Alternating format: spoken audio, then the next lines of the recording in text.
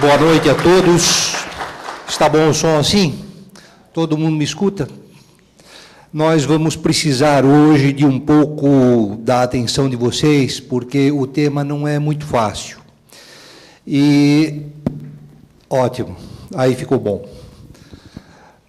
Muito obrigado, Gênero, grande trabalhador, para que esse evento pudesse ser realizado, aos amigos do SESC, do INAP, dos serviços do Sindicato do Comércio Varejista, aqui de Araçatuba, e a garotada que eu estou vendo aí, do Colégio Salesiano,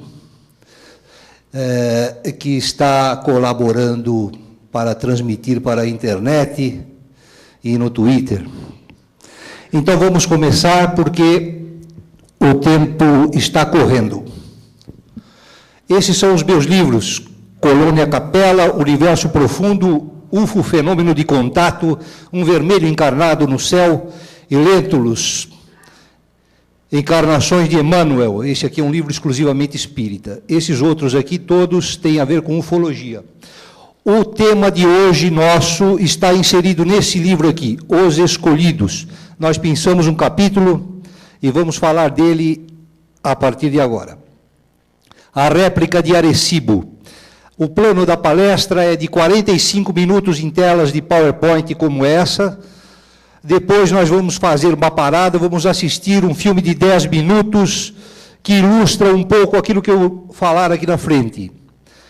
Depois, então, do filme, nós retornamos e tem um fechamento de cerca de uns 10 minutos. Perguntas no final. Inglaterra, final dos anos 70, 1978, 1979, começaram a surgir na Inglaterra uns círculos, umas marcas nas plantações, como essa que nós estamos vendo aqui. Surgiam da noite para o dia. Na tardezinha, não tinha nada na plantação. Estava íntegra. Na manhã do dia seguinte, tinha um fenômeno como esse. Uma marca na plantação. Começaram singelas. Depois foram se tornando mais sofisticadas. Um círculo, dois círculos, em fila, ao redor um do outro, e foram formando desenhos geométricos. No começo ninguém sabia o que era, e era preciso estudar. Observem só o fenômeno. A planta está dobrada para um lado aqui, para o outro lado aqui, para cima, aqui forma como se tivesse batido um vento, né? E formando uma bacia. E na borda, a planta está totalmente íntegra. Observe mais aqui em cima, tem um casal observando um outro círculo semelhante a esse aqui. Era preciso estudar mais isso, porque o fenômeno, ninguém observava isso ser formado. Entretanto, quando chegava de manhã, ele estava formado. Então, esse senhor aqui foi chamado, em agosto de 1980, em Westbury, na Inglaterra. Esse especialista em manifestações atmosféricas, o Terence Midden, ele foi chamado a observar 3 círculos de 20 metros de diâmetro cada um. Então ele trouxe a sua equipe e começou a fazer a investigação. Tirou uma série de fotografias.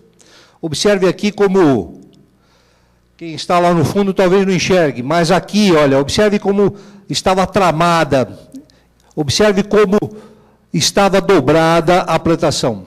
Subiram em escada, conversaram com as pessoas, os donos da plantação, com testemunhas, ninguém viu acontecer absolutamente nada. Entretanto, no dia seguinte, a plantação estava dessa maneira. Então, ele, como era especialista em manifestações atmosféricas, ele levantou a hipótese de que foi chamado depois de teoria do vórtice plasmático. Ele disse o seguinte, que aquilo lá era formado por ventos. Era a ação do vento que estava formando aquilo. Tem o vento de inverno, que ele sopra de baixo para cima. E tem o vento de verão, que é de cima para baixo, nesse sentido aqui, e estaria formando isso. Do ponto de vista dele, eram os ventos de verão que estavam formando aquilo. Só que ainda era teoria, precisava observar aquilo na prática. Aí, na prática foi observado isso. Esses são os ventos de verão. Causam uma verdadeira devastação na plantação e não forma círculo. É alguma coisa totalmente irregular. Então, a teoria do vórtice plasmático para a formação dos círculos e daqueles desenhos, ela foi deixada de lado. Então, alguém falou assim, bom, então isso aqui é uma fraude. Alguém está fazendo esses círculos, esses desenhos na plantação. E, de fato, surgiu esses dois senhores aqui, com 60 anos cada um. Eles vieram a público em 1991, Doug e Dave, e anunciaram que desde 1978, há 13 anos, eles estavam fazendo aqueles círculos. E falaram isso para a BBC de Londres. A BBC chamou eles então e falou, bom, então vocês façam uma demonstração. Só que muita gente estranhou, porque o fenômeno não estava restrito ali na localidade onde eles moravam, mas estava distribuído, pulverizado na Inglaterra toda, na Itália, na Áustria, e alguns países da Europa. Mas, de qualquer maneira, eles foram fazer o experimento. Vejam só, depois de 2 horas de trabalho, eles estavam completamente extenuados, não aguentavam mais, pararam para descansar. E depois de um dia inteiro de trabalho, eles fizeram isso aqui. Observe a irregularidade dessa ponta a essa ponta, e essa ponta a essa ponta. Uma larga, outra estreita. Diferente deste aqui, por exemplo, que é considerado um círculo verdadeiro. Observe como são as formas. O outro círculo que é considerado verdadeiro é esse aqui, olha, que ocorreu em agosto de 2001 na localidade de Milk Hill. Esse círculo, que muita gente aí atrás não está vendo, depois ele vai aparecer inteiro, tem 409 círculos. É uma formação de 600 metros quadrados. Desta ponta até a outra ponta, de uma ponta a outra, ele tem 1 quilômetro. 1 quilômetro de diâmetro. Como tem 400, o agrogrifo tem 409 círculos, se nós pegarmos o tempo em que isso aqui foi feito, na noite do dia seguinte, no anoitecer, não tinha nada. Na manhã, tinha essa formação. Uma noite de verão na Inglaterra, são cerca de 7 horas. 7 horas vezes 60 minutos, nós chegamos à conclusão que durante a noite tem 420 minutos.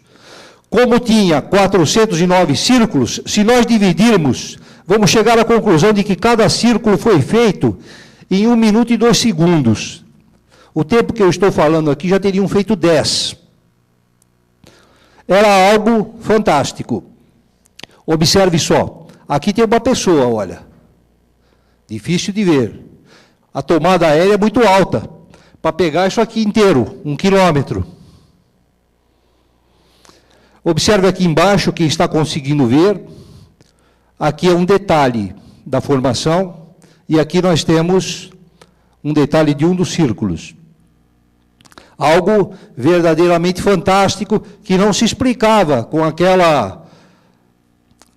aquilo que houvera declarado o Doug e o Dave.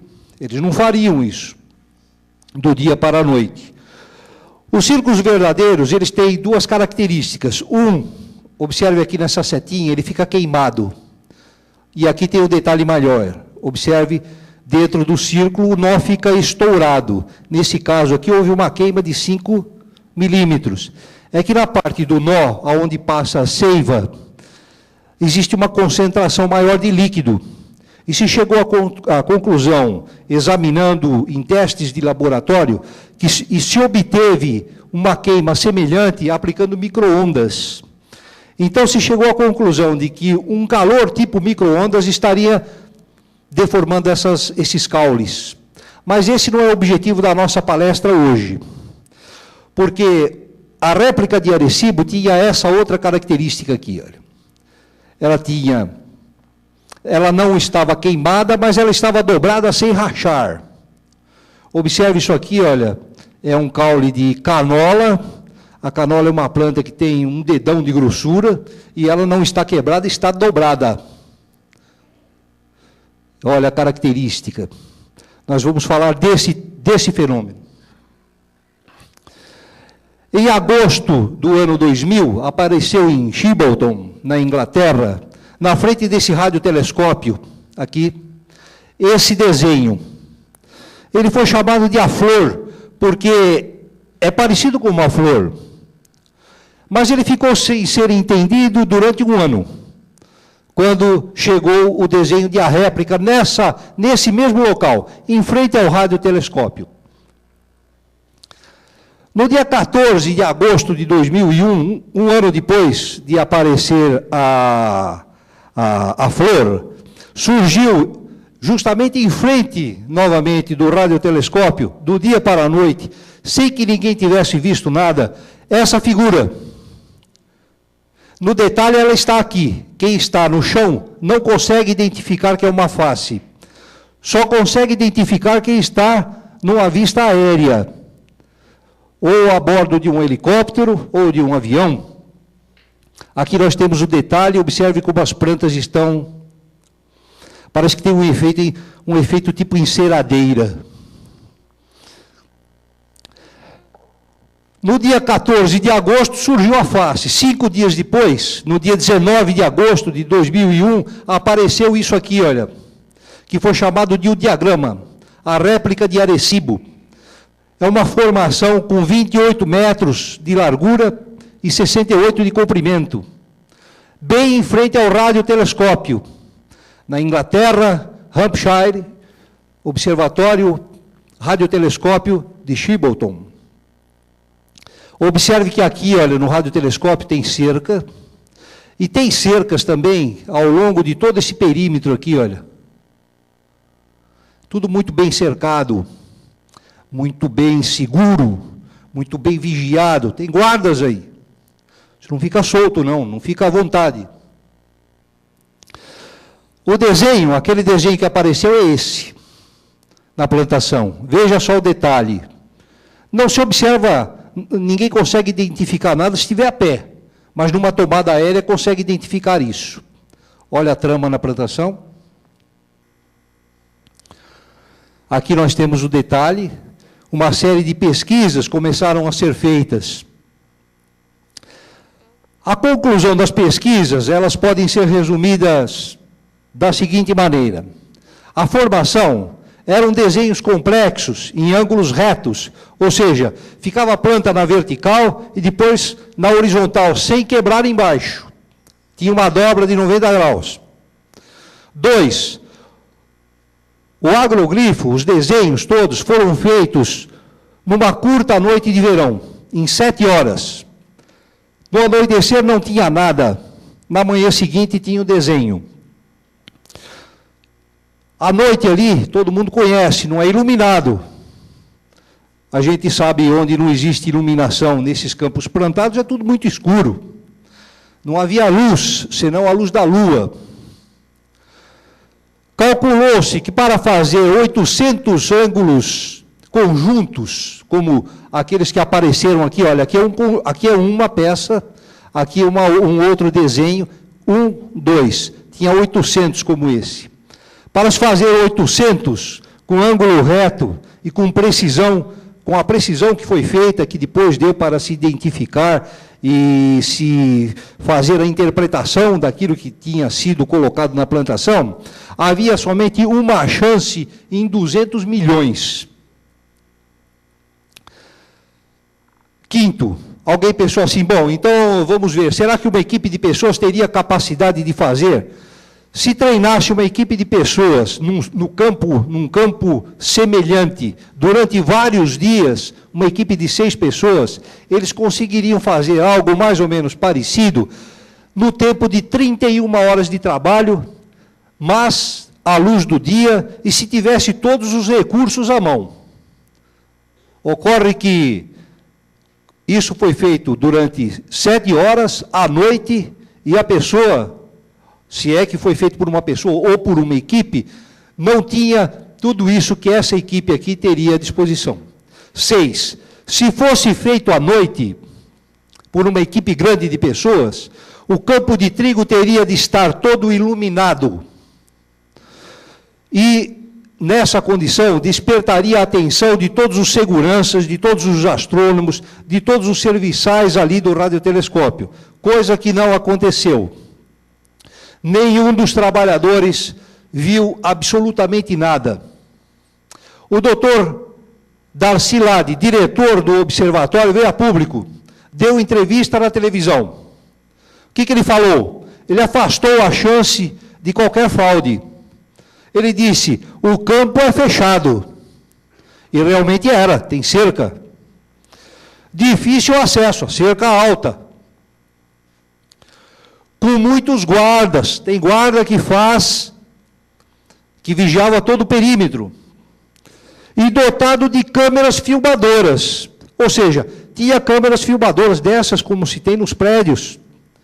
Então tinha lá uma salinha de circuito fechado de televisão, um guarda ali monitorando, com câmeras em todo o perímetro, observando o que estava acontecendo em cada lugar.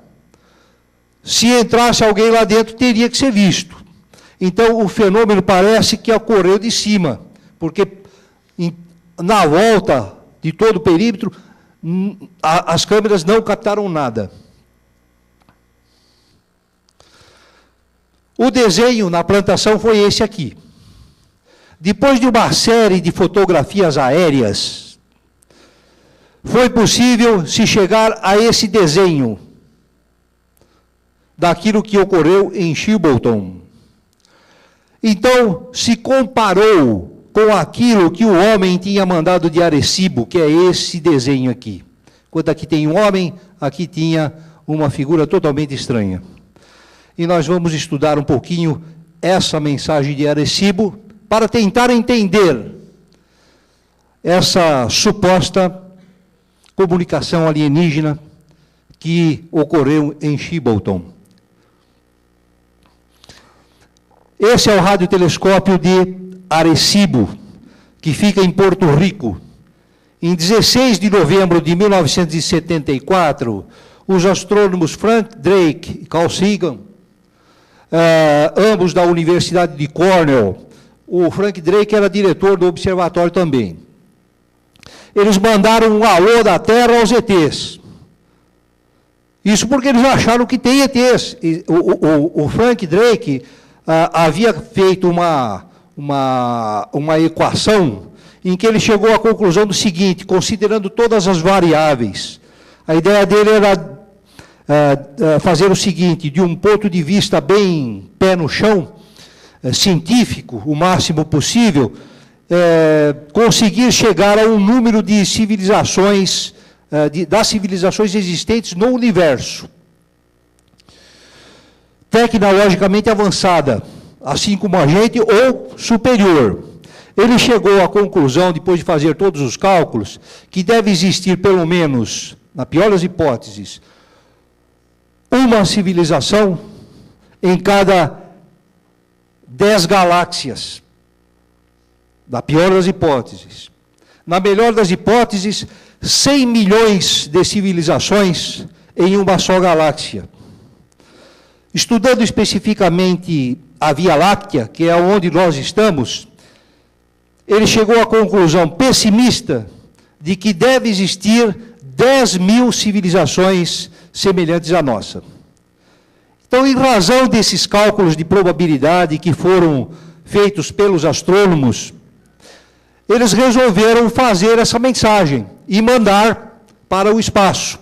Então, eles chegaram à conclusão de que nesse aglomerado de M13, que fica na constelação de Hércules, com uma quantidade de 300 mil estrelas, distantes 25 mil anos-luz, aqui do nosso sistema, que aqui haveria maior chance, porque tem estrelas aqui semelhantes ao nosso Sol. Então ficaria mais fácil de ter surgido uma vida assim, semelhante à nossa. Apontaram as antenas e durante 3 dias, e depois repetiram diversos outros dias, uma série de informações via rádio. O que a gente precisa destacar é que a informação enviada via rádio, ela não é assim como a gente ligar um rádio e escutar em casa. São em forma de ondas de corrente positiva e de corrente negativa. São impulsos de corrente. Mais ou menos assim. Se a gente quiser mandar o número 7, por exemplo, que isso aqui seria o trem inteiro. O número 7 é composto de os 4 primeiros vagões aqui desse trem, positivo, positivo, positivo, depois os 4 outros, negativo, negativo, negativo. Esses 8 códigos, esses 8 impulsos de corrente vão formar o número 7. Se a gente soltar esse trenzinho aqui na estação Araçatuba para São Paulo, o chefe da estação lá de São Paulo vai saber que isso aqui é o número 7. Se for para a estação Japão, também vai saber que é o número 7. Se for para a estação Lua, se tiver um astronauta lá, ele também vai saber que é o número 7. Se for para Marte, também saberia. Se for para as Pleiades, o pleidiano tem condições, através de códigos binários, teria condições, considerando os códigos binários, de identificar que isso aqui é o número 7. Se considera que a linguagem matemática seja de conhecimento universal. É diferente da gente falar, da língua falada.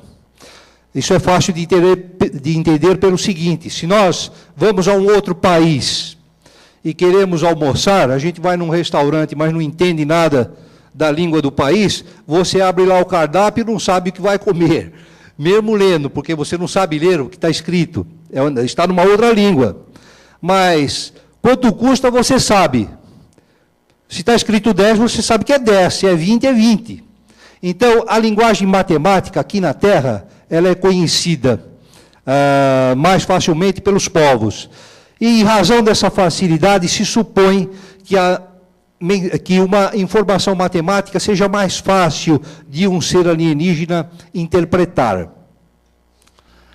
Aquilo que era sinal positivo, nessa escrita de números binários, virou o número 1.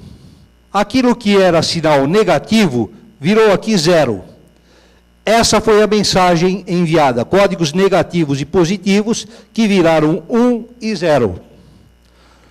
Foram mandados 1.679 impulsos de códigos positivos e negativos, que viraram: o positivo virou o número 1 e o negativo virou 0 aqui. Esse 1.679 é o número primo, e ele é obtido pela multiplicação de 2 outros números primos, que é o 73 e o 23. Isso é para dar uma lógica à entidade que receber a mensagem distante, de fazer certos raciocínios. Então, se ele pegar o 73 e pegar esta mensagem aqui e repartir em 73 linhas, olha, 1, 2, 3, e vai indo, 4, 5, 6, 73. E se pegar 23 colunas, 1, 2, 3, 4, 5, 6, 23. Ele vai obter este desenho aqui.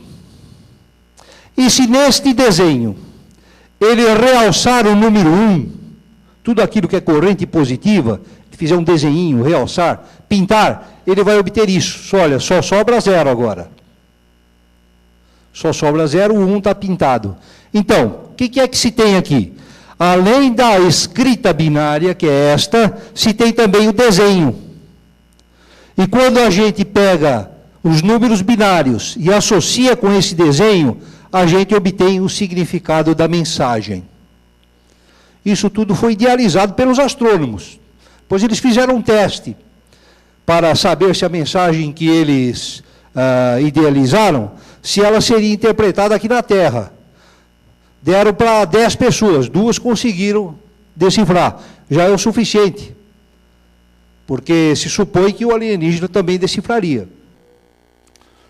A primeira parte da mensagem de Arecibo é esta. Ela está aqui. Atenção aqui, ninguém vai sair especialista em códigos binários, mas pelo menos vai dar para entender no geral. Nós isolamos a primeira parte aqui, é esta. E pegamos essa primeira parte, ampliamos aqui para explicar melhor. Só que invertemos. O que era 2 aqui, olha, ficou aqui no começo, isso estava no fim. O que estava aqui no começo, nós jogamos lá para o fim. A minha ideia aqui foi fazer esses números crescentes, olha, 1, 2, 3 até 10. Como é que o alienígena interpretaria isso? Está lembrado daquele trenzinho que tinha códigos positivos e negativos, e daquela tabela? Ela está aqui, olha. Esse aqui é o 1, aqui branquinho, branquinho, é o número 1, está aqui, ó. 1, 1, 0 e 0, 0 e 0. Então, quando o alienígena olhar naquela figura escrita, ele vai encontrar 0, 0, 1, 1, e com aquele desenho que nós fizemos, ele vai encontrar marquinha branca, branca e preta, ele vai falar assim, bom, isso aqui é o número 1. Esse outro desenho, marca branca, escura, equivalente a 1, 0, 1, 0, em códigos binários, ele é igual ao número 2. E assim por diante. Aí nós temos o 3, esse desenho é o número 3, esse desenho é o número 5, e nós vamos até o número 10. Qual é o objetivo disso, dos cientistas? Eles quiseram dar para o alienígena um padrão, para que ele pudesse entender a mensagem que seria mandada daqui para frente. É uma maneira de decodificar a mensagem. Toda vez que vê um desenho assim, equivale ao número 1. Toda vez que vê uma escrita binária assim, equivale ao número 1. Fica mais fácil de interpretar a mensagem. Então, essa primeira parte é só uma representação binária dos números de 1 a 10, com um desenho correspondente, para que o ET tivesse mais facilidade de interpretar a nossa mensagem. A parte 2 é esta daqui. Nós isolamos a parte 2 e invertemos ela, colocamos aqui. Aqui volta novamente o número 1. Número 1. E aqui o código binário correspondente. E sempre dessa maneira, código binário e desenho, se chega aos números 1, 6, 7, 8 e 15. O que é isso? Aí nós trazemos ele aqui para baixo. O pessoal aí de trás tem dificuldade de ver. Isso aqui é o número atômico. Nós sabemos que os elementos de mundos tridimensionais, eles existem aqui na Terra e se repetem em qualquer lugar do espaço. O hidrogênio daqui, ele tem o número atômico, ou seja, o número de prótons no núcleo de um átomo é 1. É tanto aqui quanto na Lua, quanto nas Pleiades. Isso aqui equivale ao oxigênio. O número 6 equivale ao carbono. O número 7 é o nitrogênio. O número 8 é o oxigênio. E o número 15 é o fósforo. Então, nesta mensagem aqui, nós estamos dizendo para o alienígena, quando ele compara com outras partes aqui do diagrama, ele vai falar, isso aqui são os elementos que compõem a vida na Terra. Todo ser vivo tem isso. Hidrogênio, carbono, nitrogênio, oxigênio e fósforo. A terceira parte da mensagem de Arecibo diz respeito à fórmula dos açúcares e 4 nucleotídeos que constituem as diferentes moléculas do DNA. Isso fomos nós que fizemos, para o alienígena decifrar. Essa parte aqui, olha, amarelinha, ela é composta de um fosfato, de uma pentose, que é o ácido desoxirribonucleico, e de uma base nitrogenada, que é a adenina.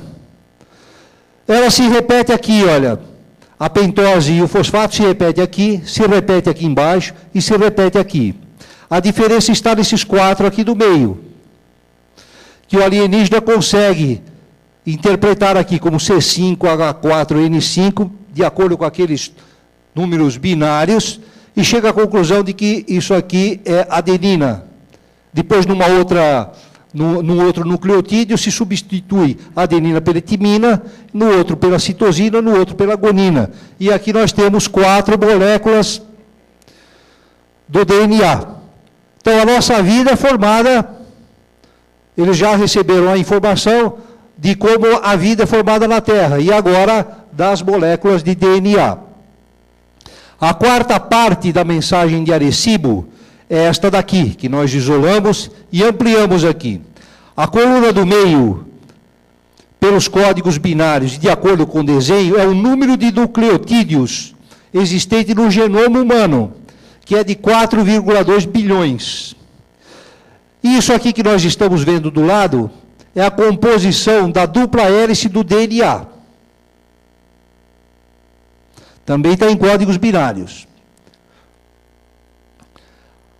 Então, ele mostrou a vida, mostrou as moléculas do DNA, mostrou os nucleotídeos e mostrou a dupla hélice do DNA e que terminou na cabeça aqui do homem. Então, a quinta parte, nós estamos isolando ela aqui e ampliando. Aqui nós temos o homem, que é o ser inteligente existente no planeta. Mas que planeta? Essa informação vem na sexta parte, que nós vamos ver ainda lá embaixo. Nesta parte, na quinta parte, é mostrado que a altura do homem é de 1,76 m, decifrando esses números binários aqui, esse desenho. E nessa parte aqui, olha, tem a população da Terra em 1974, estimada em 4,3 bilhões de habitantes, e tem também o comprimento da onda da mensagem, que era de 12,6 centímetros, para que o alienígena pudesse utilizar isso e nos mandar a mensagem de retorno. Na sexta parte, é esta, isolamos aqui e ampliamos. Aqui está mostrando o nosso sistema solar, para que o alienígena pudesse identificar onde é que nós estamos. Apontamos lá para M13, ele tem que saber que veio da Terra.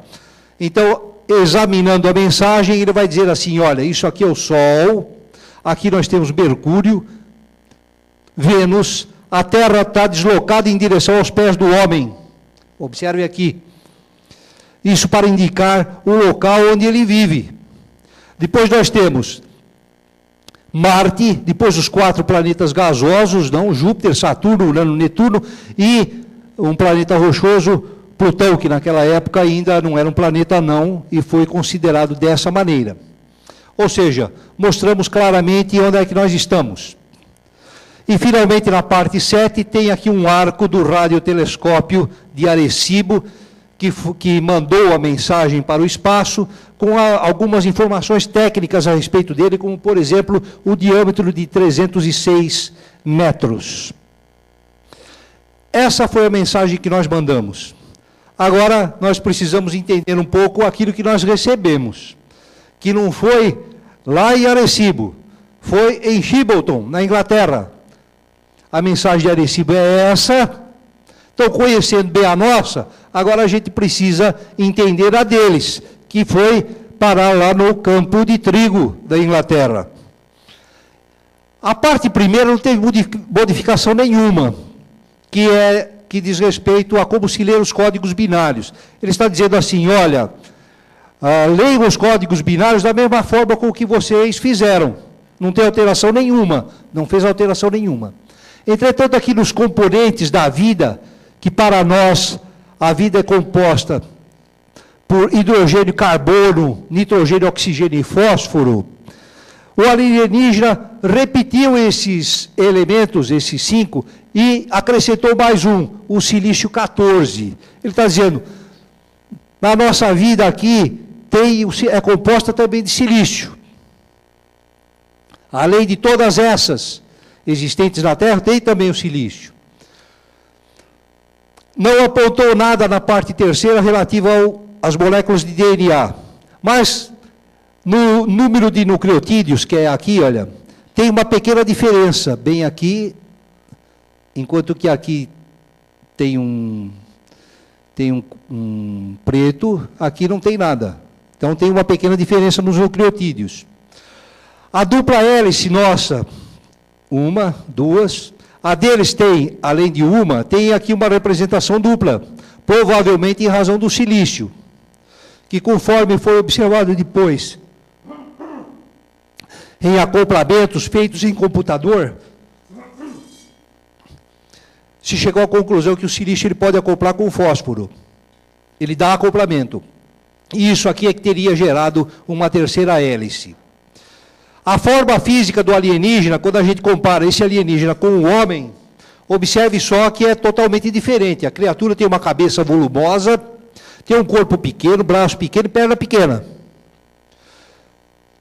Enquanto o homem tem uma altura média de 1,76 m, o alienígena informou aqui nessa parte que a altura dele é de 1 metro. A população na Terra, que era de 4,3, ele diz que a dele é de 12,7 bilhões, com essa informação aqui. 3 vezes maior que a nossa.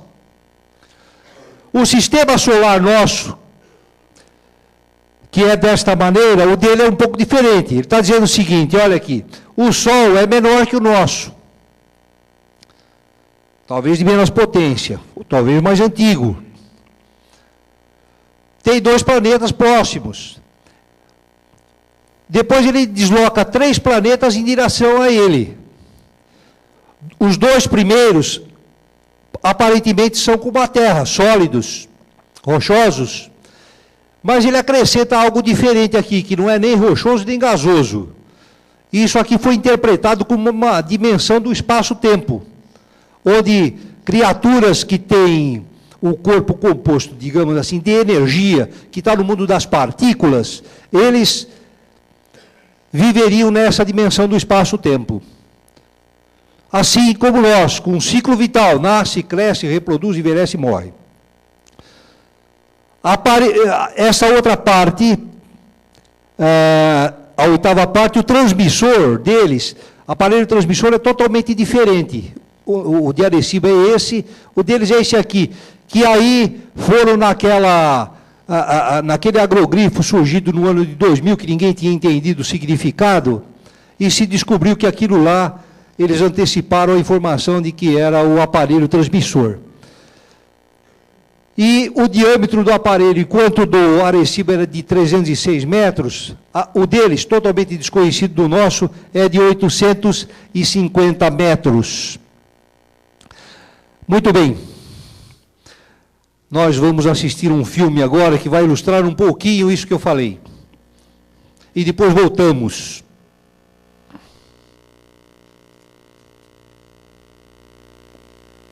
Dez minutos.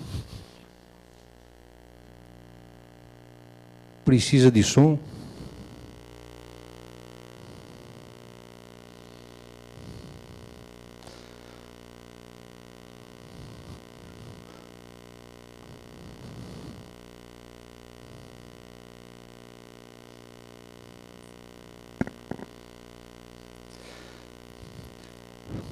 Por favor.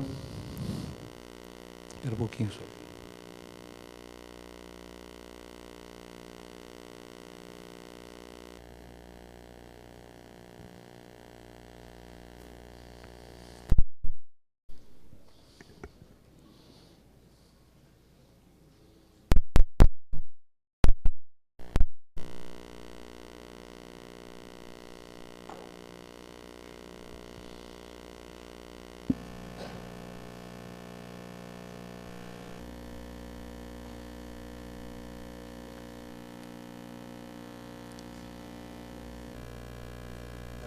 Na parte de cá.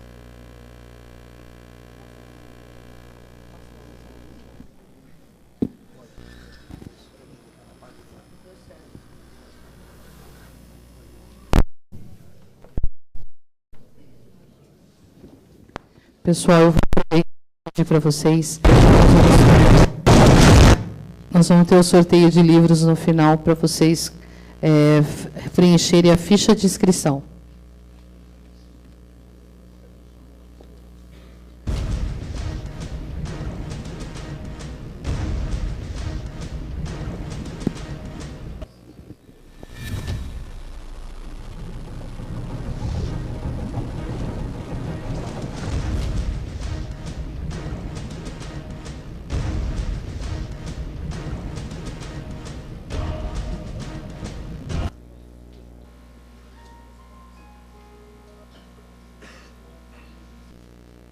At a field overlooking a wheat field, in fact, where there was a major crop circle at a place called Alton Barnes, very close to Stonehenge in England. There were 8 of us, scientists and engineers, some of whom are employed by the US government here. And what happened, at great surprise, out of absolutely nowhere, swooped a large British military army helicopter, bristling with technology, as of course many of them of course are. But he came in very, very close to us. We had no idea what he was up to at the time. We thought maybe initially that he was taking photographs of the crop circles that were already there. But he came to within, I would estimate, 40 feet of our heads, and there was nothing short, I mean, it was nothing short of harassment. I think there was a major attempt to move us out of that area. I had no idea why they would want to do that, because I've lived there for 48 years. As if one wasn't enough, and the downdraft literally was pushing the hedge row alongside onto our vehicle, a second one swooped in behind him. These army helicopters were pushing us, attempting to push us out of the area. As we moved up the highway, as a public highway close to this field, they followed us behind the hedgerow. But then we stopped, and one of them moved away rapidly from us over the top of this large pattern and moved up to approach a small sphere of light, pulsing. I would estimate it was probably 18 inches or so in diameter, pulsing, and the helicopter came right up to it. It couldn't possibly have missed seeing it, and in one frame of the film has simply disappeared and is now behind the helicopter. The helicopter appears to maneuver itself on its own axis to get a better view of this, because it's been now behind it. The second helicopter is in touch, of course, by radio control, by radio communications, and is being told to back his helicopter up as opposed to turn it. You can see he changes his mind and reverses his helicopter until this ball of light is now right in front of him again, and it simply disappears. With that, they hung around the area for just a few more minutes, and both of them made away. It is obviously an assumption. If I were pushed hard on what I thought they were doing, I would be, I think, forced to say that it seemed as if we were unwelcome. We had walked into an area where they were already engaged in something involving this very small ball of light, which we have not only been reported, had reported to us many times by people in that area. 2 major patterns were already in the field, and the following day a number of more major patterns appeared in that same area. What is it that the government of the United States knows and wants to keep us, the public, at a complete arm's length distance from? If they have an understanding of what type or types of non-human intelligence are interacting with our planet, I'm nervous about the fact that they have kept a policy of silence, disinformation, and ridicule on phenomena that they themselves have been studying intimately for 50 years.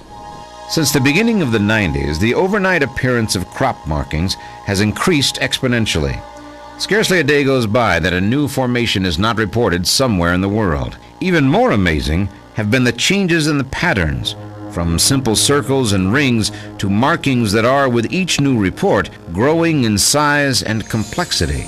More importantly, the phenomenon has shown intelligent reaction to the theories of the researchers. When it was said freak winds on hillsides caused the circles, the crop circles moved to flat, open areas. When men armed with planks of wood were suggested as the culprits, circles developed in canola, one of the most brittle plants possible. If balloons were said to have been the means of making the circles, they would suddenly appear directly beneath high-voltage wires. At the height of the hoaxing, an American tourist etched out huge letters on the side of a hill, "Talk to us." The answer came back a few days later when a most bizarre-looking formation resembling Hebrew script appeared at Milk Hill. The Milk Hill script is unusual as a crop circle, primarily because it doesn't look like a crop circle. It's actually the closest that the circle makers have actually used to a significant language form that we can recognize. Now, this language form was actually analyzed by 12 scientists using 40,000 different permutations or words, and using every conceivable language known to mankind. What they finally came up with was 2 words that were written in a very unusual form of Latin, and also written in the fields in a Freemasonic script. This is a special alphabet that was designed by the Freemasons as a form of communication, at least eight centuries ago. The meaning of these glyphs was that they actually came up as 2 different words, and the words read apono astos, which translated into English means we are opposed to cunning and deceit. Now, this is very significant because at the time that Milk Hill script appeared, it was 1992. This was at the height of the hoaxing, just after Doug and Dave manifested through the media. So it's quite a significant message considering the time in which it came. There is no doubt in my mind that the crop circle makers are remarkably intelligent. I've been teaching geometry, architecture and design for my whole professional life, and the markings I see in the crops embody a wisdom and understanding and a skill beyond my wildest imaginings. We are getting levels of inventiveness and continuing creativity which I believe is beyond human capacity. But if these images are being created by visitors from other planets, it represents major change. It has always been the assumption that these visitors wanted to keep out of sight. Now they are deliberately leaving their fingerprints all over the crime scene. Why? Why would visitors from another world suddenly want us to know of their presence here? Is this all evidence that someone is trying to communicate with us? If communication is the goal, what is the message? And if there is a clearly identifiable message, where does it come from? And what does it mean to you and me, to our future, to the future of the world? After thousands of crop markings around the world and nearly 30 years of serious research, the crop circles are still a mystery. And in spite of a host of copycat pranksters and hoaxers, their work still has only superficial resemblance to the originals. Careful and serious analysis of all formations clearly identifies specific differences that sets the authentic apart from the imitation. The internal crystalline structure of affected plants, highly unusual polyembryonic development within the grain, bizarre aerial phenomena observed around authentic sites, plant spirals layered alternately clockwise and counterclockwise. These and other anomalies help researchers determine which circles can be described as genuine and which are labeled as hoaxes. And current evidence seems to suggest that crop circles are created by some sort of aerial phenomenon. But much of what we've learned about the formation of crop circles has been based on eyewitness testimony. A young woman told us about a globe-shaped UFO from which came a beam of light she described as being brighter than white. A beam of light which struck down across the dark sky into a field near the ancient man-made mound of Silbury Hill, a 6,000-year-old mound. And that field, in that field, was discovered the next morning a Celtic cross pattern of crop circles. Eyewitnesses to crop circles forming are relatively rare, but a young man in the Netherlands witnessed 3 forming last summer in a field directly behind his house. What he saw in the first case was a pinkish-purple football-shaped light come in over the field around 2 o'clock, 2:30 in the morning. It then became stationary. He saw it expand, and there was some sort of a discharge from it down to the crop's surface. He explained it to me like the shuttle, like the shuttle. He went out into the field immediately, and the ground was still hot to his touch, and there was a crackling noise in the air. Several people claim to have witnessed the formation of crop circles and state they did not see any silver discs or globes or tubes floating in the sky above them.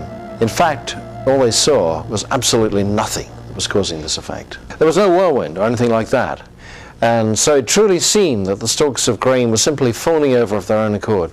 We have more than 70 reports worldwide of people who claim to have seen things form.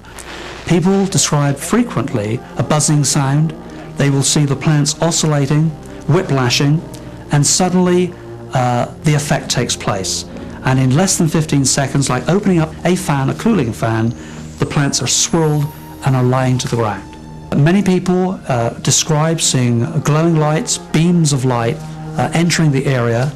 Some describe as the golden ball of light enters the area, a loud explosion, a loud retort, a bang, at the same time as this particular effect takes place. Do these experiences with some unseen force tend to enhance the idea of UFOs being the instigators? Why would a UFO leave such a visible sign of its being there and then just disappear?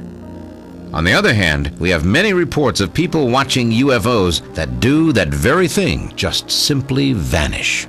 Or is there some reason why the crop markings must be made without its source being detected? Perhaps the only real evidence people would believe, would have to come from a team of recognized experts who have actually witnessed the formation of a crop marking. The Centre for Crop Circle Studies kept a close watch on the English countryside throughout the summer of 1991. On June the 22nd, 3 of the observers spotted a glowing orange or golden ball hovering in the sky, then moving away at a fantastic speed. Unfortunately, there were no crop markings that appeared on that night, but other markings had appeared on other occasions within just 1 kilometer of that location. Colin Andrews and his surveillance team were more fortunate. We set up a sophisticated surveillance operation in 1991 in which we deployed radar, low-light cameras, infrared, and we even stationed some dogs from a nearby farm in the field there. We secured the whole field with security, intruder infrared beams, and we're convinced that no human being, certainly, could enter that area without us knowing about it. But early that morning, we had fog formed, and without any effect on any of the equipment, no radar returns whatsoever, from the center of that fog as it melted away was indeed this intricate pattern. Is that the purpose of the crop markings? Just to be seen? Or is there some message for humankind? As the years have gone by, the crop markings have been changing. They've been becoming increasingly complex and increasingly pictographic. In fact, many people now refer to all crop markings as agriglyphs, which simply means crop writings. If these are deliberately made symbols, it is logical to believe they have a specific meaning. The quest for the origin of these magical, mysterious formations continues. In the summer of 2001, there appeared 2 astounding crop circles. Could they be, as some researchers believe, nothing less than a message representing contact from an extraterrestrial civilization? Is it possible that they are in fact a scientific reply to a long-distance call sent into space decades ago? Many researchers now believe that's exactly what occurred in the late summer of 2001. But the origins of this astounding celestial connection go back to the year 1974. This was an amazing and challenging undertaking. Imagine the task trying to formulate a message that you can send via radio telescope that will go out to someone who can't even understand English and even comes from another planet. The message was designed to be sincere, straightforward and non-threatening, a form of simple hello from planet Earth. It was the first message sent with the express intention of communicating with an alien civilization somewhere. Devising this message became a task for a small group of academics at Cornell University, led by Frank Drake and the late Carl Sagan. The message would be beamed into deep space from a 300-meter dish built into a mountain by the National Science Foundation at Arecibo, Puerto Rico, the most advanced radio telescope of the day. But in facing such a daunting task, just how do you decide what to put into the message, and in what form do you send it? Early on, the Cornell scientists made 2 basic assumptions. One, if there was a distant civilization capable of receiving and decoding a basic message, that civilization had to be, at minimum, somewhat scientifically advanced. The second assumption was that if there was anything close to a universal language among scientifically advanced civilizations, it would have to be the language of mathematics. The message devised by Drake and Sagan took the form of a cleverly devised binary sequence. This Morse code-like message had to be easily recognisable by any alien scientist as being a message and not just the random noise of space. The Arecibo message that was eventually sent showed that our numbering system on Earth used a base of 10. This then became the means to deciphering the rest of the message. Another part of the coded message identified the atomic numbers for hydrogen, carbon, nitrogen, oxygen and phosphorus, these being the most commonly occurring elements on our planet, the building blocks of human existence. Also included in the transmission was the molecular composition of human DNA, along with a depiction of the double helix DNA strand. The radio message also transmitted information about the human race, such as our form, the average height of humans, and also the population of Earth when the message was sent. One of the controversial inclusions in the message was the identification of our solar system as having 9 planets, and that this message was originating on the third planet from our Sun, the star at the centre of this solar system. The problem that some scientists had, along with government and military officials, was that of a security risk, in that if we transmit a message out into space, we don't know who's going to pick it up, be they a friend or a potential foe. Anyone can decode the message and possibly even come to visit. On November the 16th, 1974, the Arecibo message, consisting of 1,679 pulses of binary data, was transmitted into space and took a little under 3 minutes to transmit. This signal was repeated a number of times over the next few days. The message was aimed at what was thought to be our best hunch, a star cluster called M13, which consists of 300,000 stars in the constellation of Hercules. The Arecibo message was later transmitted on several more occasions. Also, a gold-plated plaque displaying a similar message was affixed to Pioneer 10 and 11, the first 2 NASA scientific spacecraft, whose trajectories would carry them beyond our solar system into unknown space. The burning question being asked 27 years after the first Arecibo transmission was, have we in fact now received a reply in the form of a crop circle in the English countryside? In the intervening years, crop circles have become increasingly complex and have even contributed to new geometric theorems. Had someone, somewhere out there, received the message and created a response? Not all crop circles are discovered right away, and the fact is they are hardly ever expected to be related, even if they appear in adjoining fields. But all that changed in August of 2001. Astronomers in the Chilbolton Radio Observatory were looking right out their front windows at what appeared to be binary code laid down in the wheat field. And only 5 days before, on August 14th, they had seen a shadow out in the field, and nobody had looked to see what it was. But by August 20th, with this binary code staring them in the face, so to speak, through the windows of the observatory, phone calls went out, people went up in airplanes, and what they saw startled everyone. The Chilbolton Radio Telescope Complex was built in 1965, originally funded by Cornell University, the same institution where Carl Sagan and Frank Drake devised the Arecibo message. The facility is situated adjacent to privately owned lands and is surrounded by a high barbed wire fence. The crop markings were easily visible from the Chilbolton complex. It was far from an ideal location for any hoaxers to secretly carry out the making of 2 complex crop formations during the brief nighttime hours of summer.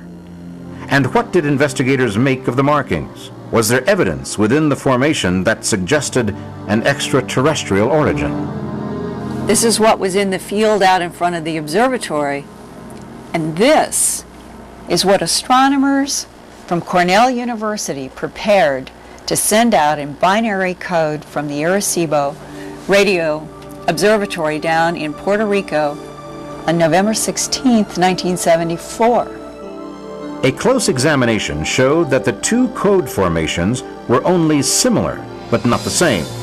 So what were the significant differences of the patterns in the Chilbotin crop formation compared to the 1974 Arecibo transmission concerning the message's planet of origin?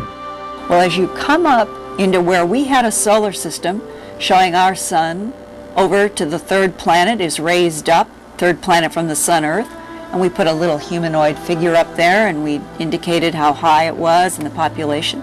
You come over into the photograph of the field in August of 2001, and here's the square for the sun.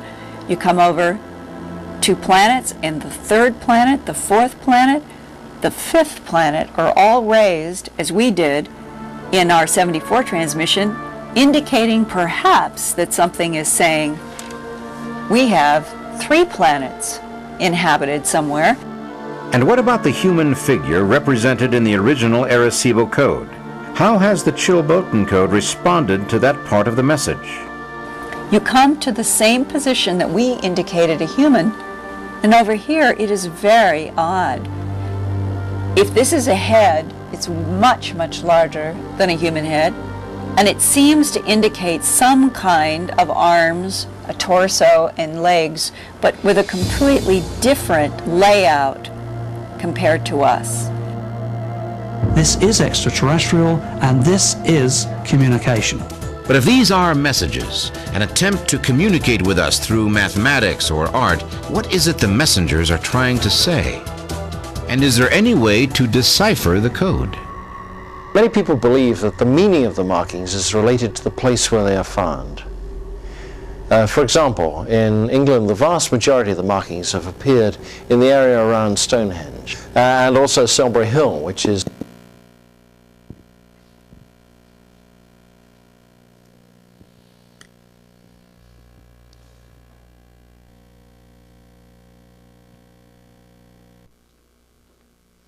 Muito bom.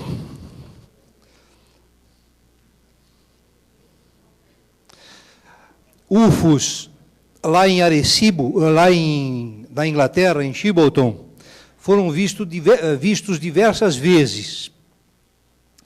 Isso aqui é uma fotografia de um deles. Eu conheço apenas 2 fotografias. Essa é uma delas, feita em 26 de abril de 1996, 5 anos antes de aparecer a réplica. Mas os testemunhos são constantes, são muitos, de que aquela região ela é sobrevoada por objetos voadores não identificados. Vamos aqui agora observar as principais objeções, porque uma parte acredita, outra parte acha que não é verdadeira. Isso aqui resolve pelo menos 90% das perguntas, porque geralmente a coisa é mais ou menos repetitiva.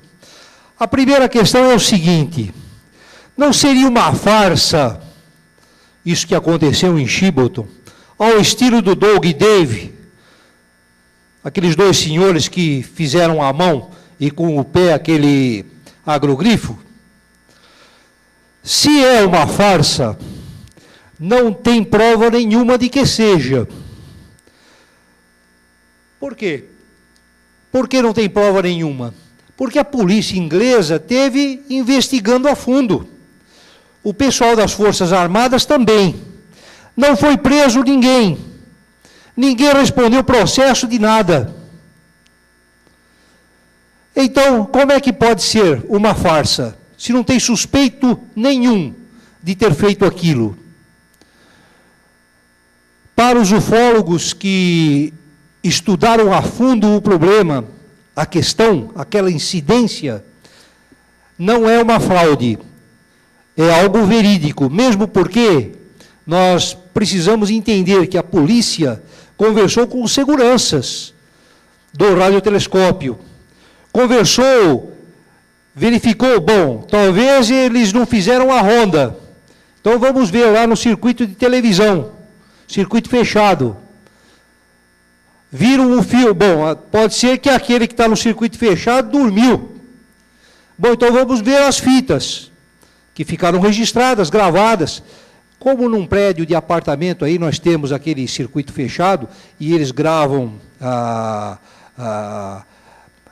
o que acontece, e quando acontece um crime, a polícia vem atrás e acaba resolvendo uma parte dos casos, ali também tem filme gravado.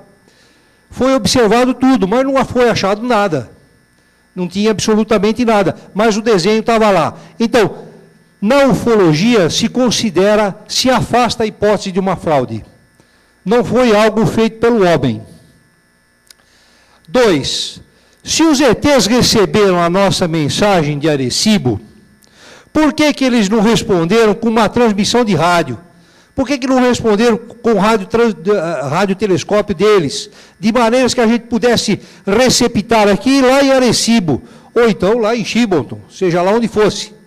Por que preferiram fazer um desenho na plantação, uma coisa que não é, que gera dúvida, parte acredita, parte não acredita? Se eles quisessem se manifestar mesmo, não teriam que fazer alguma coisa, não darem uma prova inequívoca? O porquê disso nós não sabemos. Mas nós podemos supor. Vamos imaginar o seguinte: se nós estivéssemos em casa assistindo o Jornal Nacional e tivéssemos uma prova inequívoca da vida extraterrestre, se eles quisessem dar uma prova inequívoca, parasse a transmissão do Jornal Nacional e entrasse um ET na tela, dizendo que ele vai chegar aqui na semana que vem, o que aconteceria? Esse mundo aqui viraria o caos. Sabe por que viraria o caos? As indústrias aeroespaciais, a Bolsa de Valores cairia no dia seguinte. Porque as indústrias aeroespaciais, que fabricam aviões, helicópteros, ficariam todas obsoletas. Porque uma civilização que pode chegar à Terra com naves espaciais vindo de tão longe, deve ter um sistema de transporte que a nossa indústria ficaria muito para trás. Não teria nada parecido. A empresa farmacêutica aconteceria a mesma coisa. Porque uma civilização muito adiantada seguramente dominaria a engenharia genética completa. Tudo que nós temos aqui de remédio ficaria tudo obsoleto. Doenças que hoje são incuráveis, eles já teriam superado há muito tempo. Então, meus amigos, isso geraria o caos. As religiões todas ficariam, com poucas exceções, ficariam ultrapassadas, porque estão centradas muito na terra. O homem foi feito à semelhança de Deus. E o alienígena? Eu fico pensando como é que seria feito a nossa catequese. Fico imaginando. Porque, afinal das contas, né, em 1500, quando os portugueses vieram para o Brasil, encontraram os índios que estavam cerca de 10 mil anos atrás, em cultura. E para onde foi a cultura do índio? O avatar dos índios, que era o sol, a lua, as estrelas, esse deixou de existir. Passou a existir para eles, de uma hora para outra, o avatar da civilização desenvolvida. Porque uma civilização avançada, ela subjuga a outra, não porque queira, mas pela força dos seus valores culturais, pela sua tecnologia.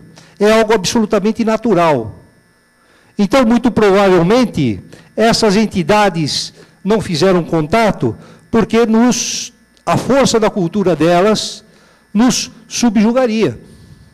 Talvez fizessem a coisa de uma maneira assim, sem uma prova definitiva, que é justamente para nós estarmos aqui, conversando, discutindo, amadurecendo a ideia. Uns aceitando, outros não. E da força do diálogo, da discussão, é que acaba se aceitando, se vislumbrando possibilidades futuras. Nós não sabemos, só podemos raciocinar, pensar que talvez seja assim. Por que eles são tão semelhantes a nós? É interessante essa pergunta. Não deveria ser diferente? Parece que sim, porque, olha, quando a gente vai no zoológico, a gente vê ali uma quantidade enorme de animais. O mais parecido conosco é o chimpanzé. Mas ainda assim, embora digam que o DNA é muito parecido, ainda assim ele é bem diferente. E para nós seria no mínimo curioso que uma criatura inteligente não fosse assim como a gente, com cabeça, tronco e membros, mesmo porque o homem difere dos animais, por uma razão, parece que há um consenso científico. Numa determinada época da evolução, ele conseguiu se alçar. E pelo fato de conseguir caminhar grandes distâncias, isso facilitou o desenvolvimento do cérebro. Pelo fato de ele trabalhar habilmente com as mãos, o cérebro se desenvolveu ainda mais.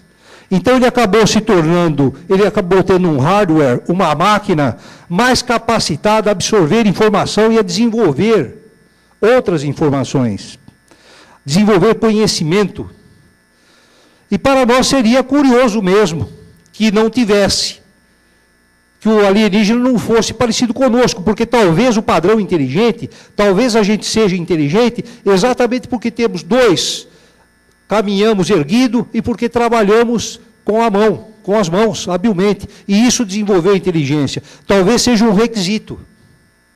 É possível que seja, mas é possível também que não seja. Talvez a pergunta, por que eles são tão semelhantes a nós, talvez esteja errada. Talvez é nós que sejamos parecidos com eles. Afinal das contas, vocês estão lembrados nas escrituras daquele homem antigo de 4.000 anos, 5.000 anos, que ele dizia que o homem foi feito à semelhança de Deus? E se ele confundiu numa parte lá das escrituras, eu não estou querendo dizer que Deus não exista, nem que não existe espírito. O que eu estou querendo dizer é que talvez, numa determinada época, ele confundiu seres extraterrestres com Deus. Por que não? Quem se recorda do Antigo Testamento, o Gênesis, número 6, capítulo 6 do Gênesis, do começo, do 2 até o 7, 8, oitavo versículo, vocês vão encontrar ali uma parte que diz o seguinte, que os anjos estiveram na terra, os filhos dos deuses estiveram na terra, e viram as filhas dos homens, gostaram delas, e com elas tiveram filhos, e nasceram gigantes.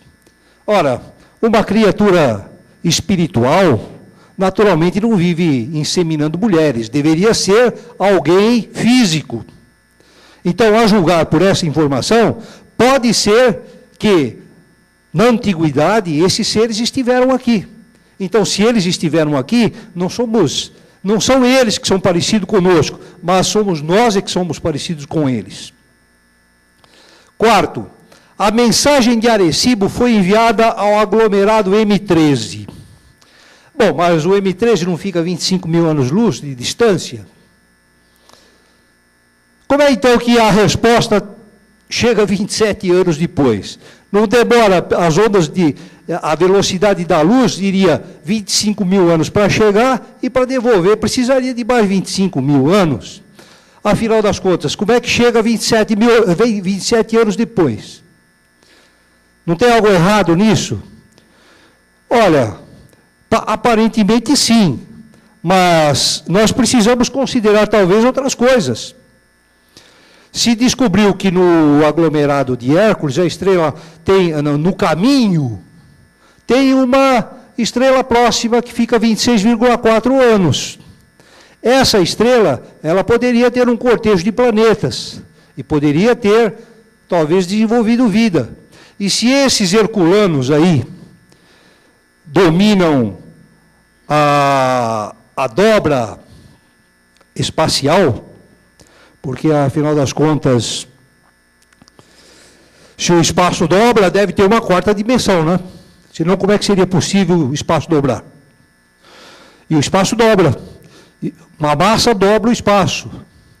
O nosso Sol dobra o espaço. Por isso existe movimento de planetas. E se eles dominam os buracos de minhoca, que é a teoria do conhecidíssimo Stephen Hawking, que não é ficção científica, mas é teoria científica, e está lá no livro dele, Uma Nova História do Tempo, capítulo 4 ou 5, não me recordo agora, vocês vão encontrar lá que seria possível viagens quase instantâneas. Nós não sabemos como fazer isso, mas talvez alguém já saiba. Alguma civilização que seja muito mais antiga que a nossa, talvez já saiba. Por que não? Afinal das contas, o Australopithecus de 5 bilhões de anos atrás, nós somos descendentes deles. Eles não tinham cérebro como nós temos.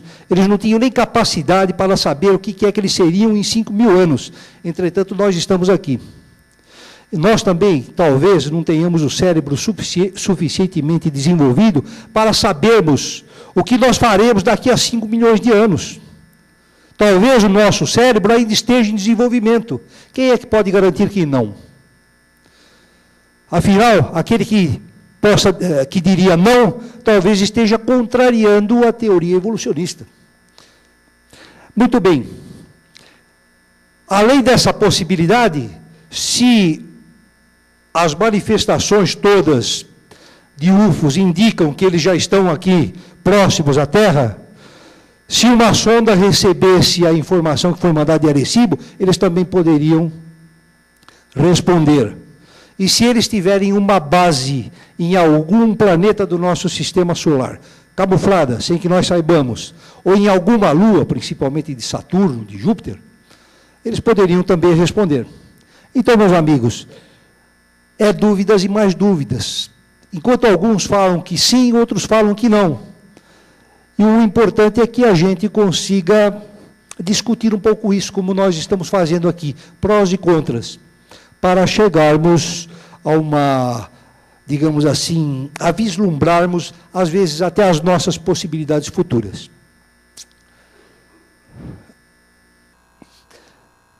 A leitura indicada é este livro, Os Escolhidos. O filme que eu passei hoje é esse que está aqui, Mensagens Cósmicas. Esse livro aqui também indicado, o Enigma dos Círculos. E essa Lezioni dai Campi di Grano, de Corrado Malanga, é o que tem de melhor para a decodificação de códigos binários.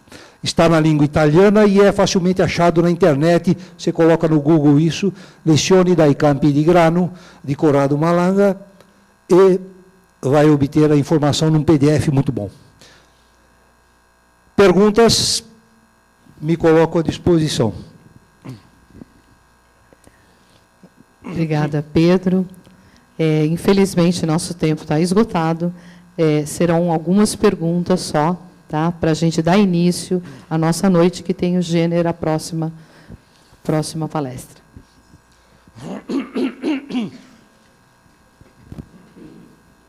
Boa noite.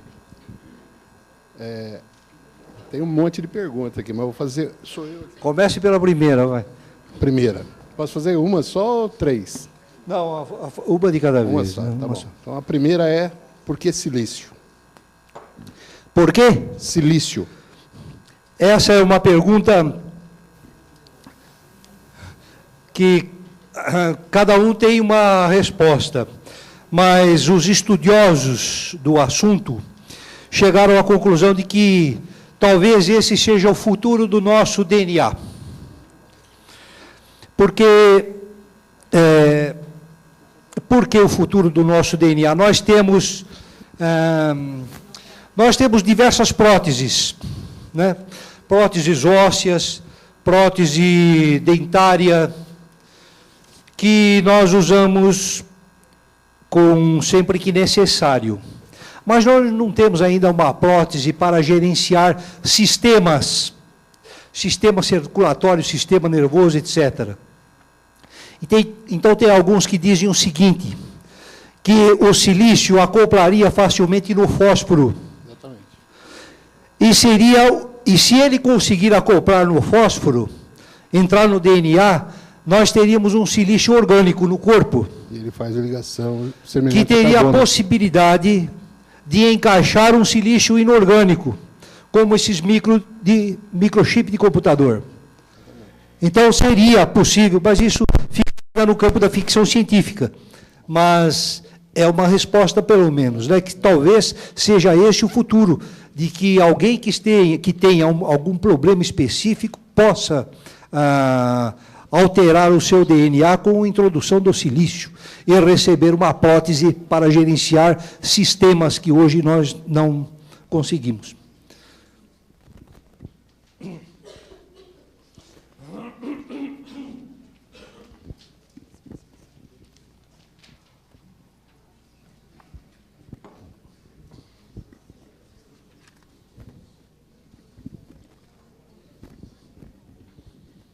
Boa noite.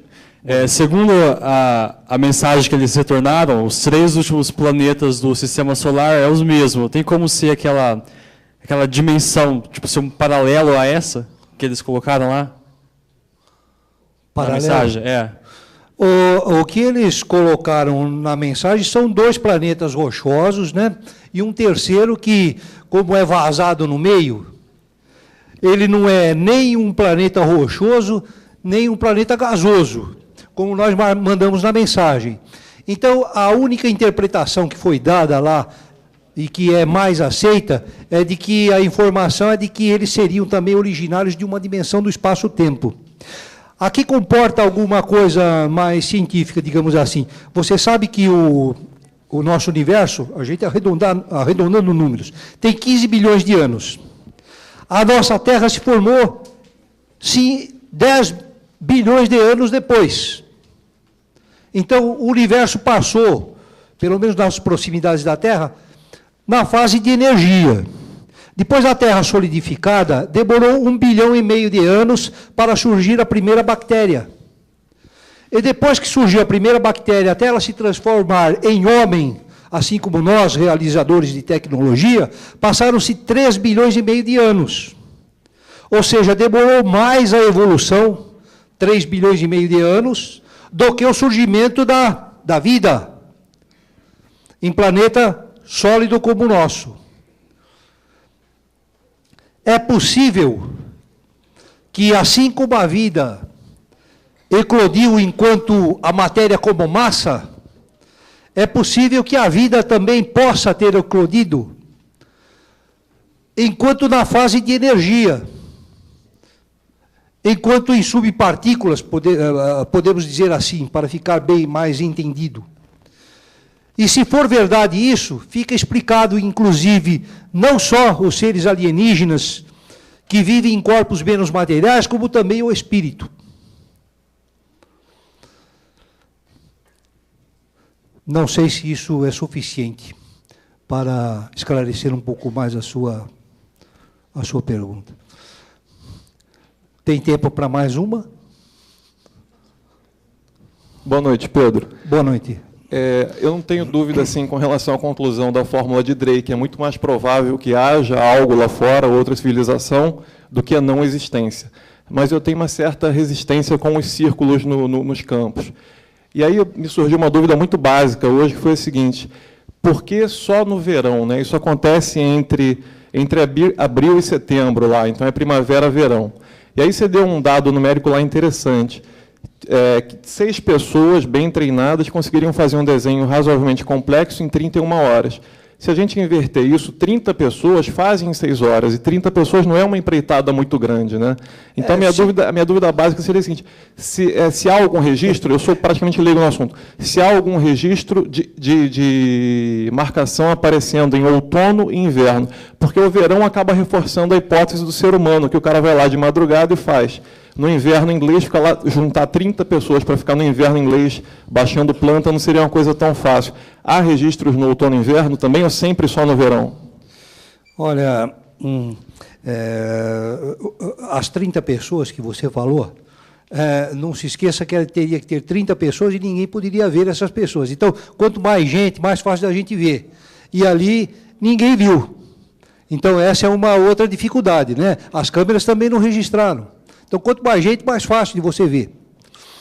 Agora, por que no verão tem perguntas que a gente é mais dúvida do que certeza? Nós não sabemos, o certo seria perguntar para eles. Agora, nessa época, as plantas estão muito bem formadas. Então, é possível se fazer desenhos melhores. No Brasil, por exemplo, em Ipuaçu, se não me engano, eu não estive lá, mas, se não me engano, foi em outubro. Foi em outubro, não? Foi em outubro. Foi a primeira vez que surgiu no Brasil um círculo, há 2 anos atrás, em Ipuaçu.